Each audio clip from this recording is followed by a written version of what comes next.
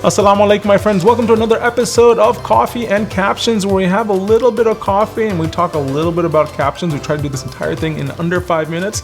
Let's get to it.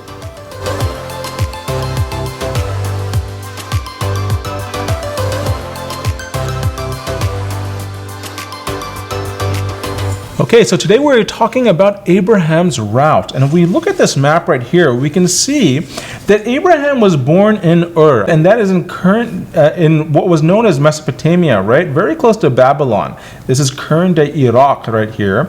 And we have point number 1 where he was born.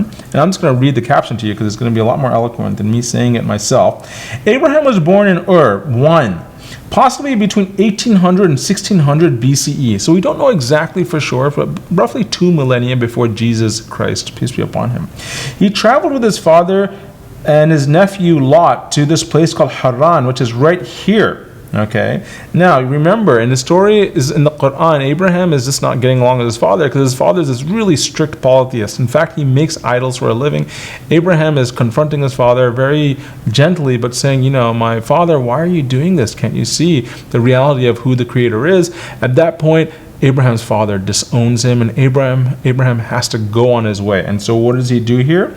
His father stays behind here in point 2. Meanwhile, Abraham and Lot and his wife Sarah, they move further west into Canaan. Okay, so this is number 3 right here.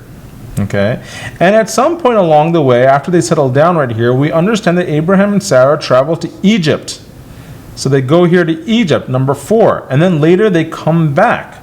Okay, then what happens? We believe that Abraham was given the commandment to take Ismail, his son, and his wife Hajara, right, and drop them off in the valley of Bekkah. This is even mentioned in the Bible, not just a story from our tradition in the Islamic tradition. So Abraham comes here, he stays, he drops off his child and his wife, and then he returns back to Canaan. So a very important story here of Abraham. He was a kind of a wandering, traveling prophet who went to all these different places commanded by God, and he followed his instructions. When he was down here in Bekkah, he often would go back and forth between the two. It wasn't just like a one-time drop-off, I'll see you later. No, we understand that Abraham would come often to visit his son, right? One of his sons, Isaac, lived up here in Canaan. His other son, Ismail, peace be upon them both, Ismail lived here in Bekkah. And so Abraham would go back and forth between the two.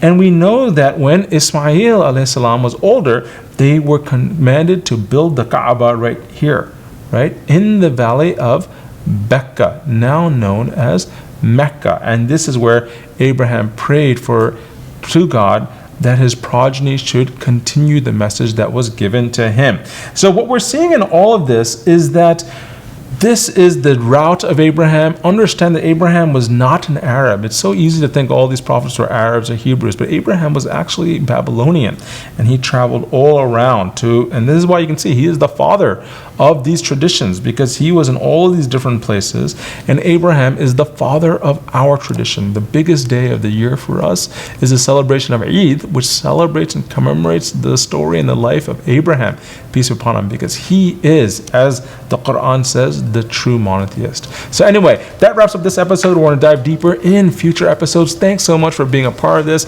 I hope you had a good cup of coffee. Enjoy your day.